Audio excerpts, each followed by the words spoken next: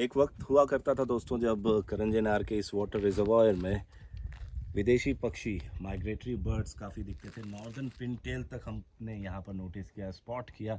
और आज आप स्थिति देख रहे हैं कि बमुश्किल उस दूर छोर पे अगर वीडियो में जूम इन हो पाए तो डोमेस्टिक माइग्रेशन करने वाले विस्लिंग डक्स ही दिख रहे हैं। और इनके दिखने का कारण प्रजनन है और इनकी संख्या भी अब काफ़ी कम हो गई है, मुट्ठी भर ही ये रह गए हैं। पहले ये हुआ करता था दोस्तों कि वेजिटेशन इस पूरे रिजर्वायर में अच्छा था और उस कारण फीडिंग एक इकोसिस्टम बना हुआ था जिससे इन जो पक्षी आते थे उनका फीडिंग की कोई दिक्कत नहीं होती थी और उनको रहने में कोई समस्या नहीं होती थी। आज इसे क्लीन किया गया है और कारण है, आप देख रहे हैं कि यहाँ पर कुछ बोट्स आपको दिख रही होंगी, पैडल बोट्स है, कायाक्स है और इसे टूरिज़्म स्पॉट की तरह डेवलप किया जा रहा है। और इस टूरिज़्म के कारण हुआ ये है कि यहाँ आपको ये देखने में बड़ा सुंदर अब लग रहा होगा, क्लीनलीनेस होगी, लेकिन कई बार जो चीज़ें इंसानी नज़रिए से खूबसूरत होती हैं वो नेचर के लिए उतनी ही बदसूरत होती हैं। कैसे अमित जी आपको इसमें डिटेल पर ले जाएंगे। तो जैसा कि अभी बात आपको बताया गया कि ये बोटिंग की व्यवस्था वहाँ अगर आप देख पाएँ तो एक कैंटीन खुल गई है।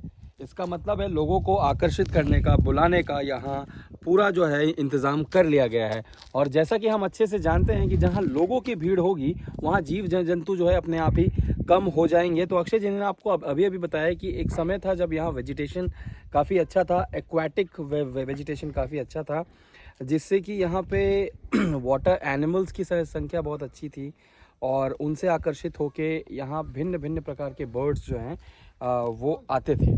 लेकिन जैसे जैसे क्लीन किया गया एरिया को तो ये इनकी संख्या, बर्ड्स की संख्या जो है वो लिमिटेड हो गई है। इसका नुकसान जो हम देखेंगे वो सबसे पहले तो ये होगा कि माइग्रेशन, चाहे वो लोकल हो चाहे वो देश के बाहर का हो, बर्ड्स का जो माइग्रेशन है वो कम होते होते ख़त्म हो जाएगा।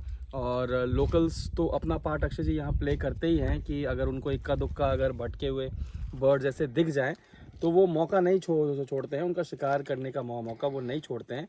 लेकिन बल्क की अगर बात की जाए तो बल्क में अगर इक्का दुक्का नुकसान इन बर्ड्स को होता भी है तो ये उसको माइंड नहीं करते, ये हर साल आते हैं।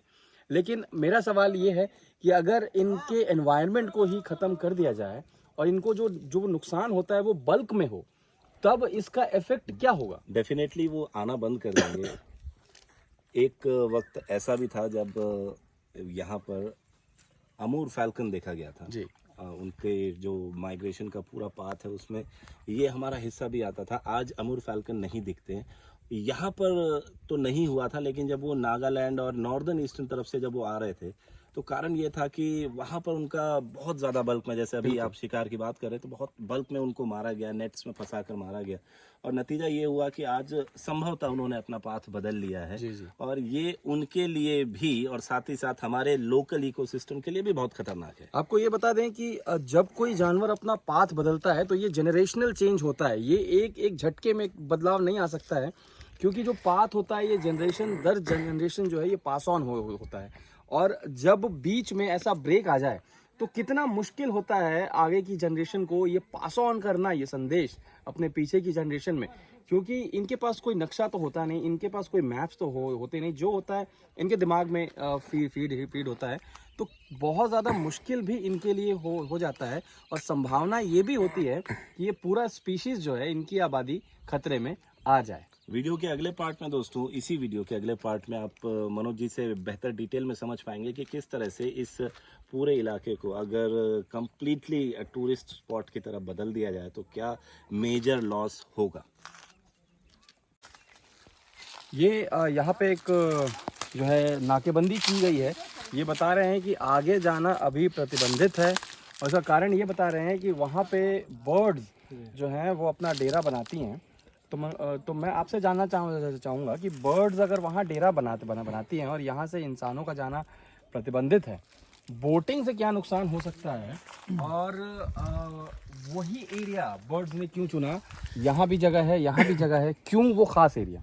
सबसे पहले तो बर्ड्स स्टार्टिंग में पूरे रिजर्वायर के चारों तरफ प्रेजेंट हुआ करती थी, लेकिन यहाँ पे एक्टिविटी होने के कारण, क्योंकि यहाँ पे एक सीमेंटेड रोड है जहाँ से लोग एज ए टूरिस्ट आते हैं, बैठते हैं, ज़्यादा एक्टिविटी होने की वजह से बर्ड्स ने अपना जो प्लेस था उसको पीछे की ओर शिफ्ट कर लिया। अभी हम जाके दिखाएंगे वहाँ पे डेंस फॉरेस्ट है, वाटर अवेलेबल ज़्यादा है, उनको डिस्टर्बेंस नहीं है, तो अभी वहाँ पर हैं। लेकिन हम ये गारंटी नहीं ले सकता कोई भी कि अगर कोई कायाकिंग करते हुए या बोटिंग करते हुए उस एरिया में जाए तो उनको डिस्टर्ब ना हो, क्योंकि वो उससे भी डिस्टर्ब हो सकते हैं। तो बर्ड्स वहाँ पे अभी सेफ इसलिए फील कर रही हैं क्योंकि उनके और एक्टिविटी के बीच में एक बड़ा एरिया है। बड़ा एरिया है। अगर तो और अगर देखा जाए तो सिर्फ वो 1/4 हिस्सा यूज चौथाई कर रही हैं। अगर बहुत चार जगह है तो उसका 1/4 हिस्सा वो यूज कर रही है। जी। कायाकिंग अगर होगी और आप बर्ड्स के ज्यादा पास पहुंचेंगे तो संभावना ये है कि वो उस जगह को भी छोड़ दें। बिल्कुल बिल्कुल हालांकि प्लानिंग यहाँ पे दिख रही है। यहाँ पे जो भी लोग हैं वो प्लानिंग कर रहे हैं, लेकिन क्या ये प्लानिंग इनफ है, ये मेरा सवाल है। नहीं, देखिए आपको सभी को पता होगा कि टूरिज्म इंडस्ट्री है वो हमेशा एक्सपैंड होता है, ना कि वो कॉन्ट्रैक्ट होता है। आपको पता है कि जैसे जैसे टूरिस्ट के नंबर्स बढ़ते जाएंगे और नंबर ऑफ बोट्स बढ़ते जाएंगे तो यहाँ पे जो हैंडलर्स है वो भी बढ़ जाएंगे। तो उसकी वजह से जाहिर सी बात है कि कोई कंजस्टेड एरिया में बोटिंग या कायाकिंग नहीं करना चाहेगा। साथ ही साथ लोगों का ये डिमांड होगा, प्रेशर होगा कि हमको ट्रैकिंग भी स्टार्ट करना है, तो कहीं ना कहीं वो एरिया डिस्टर्ब होना ही है।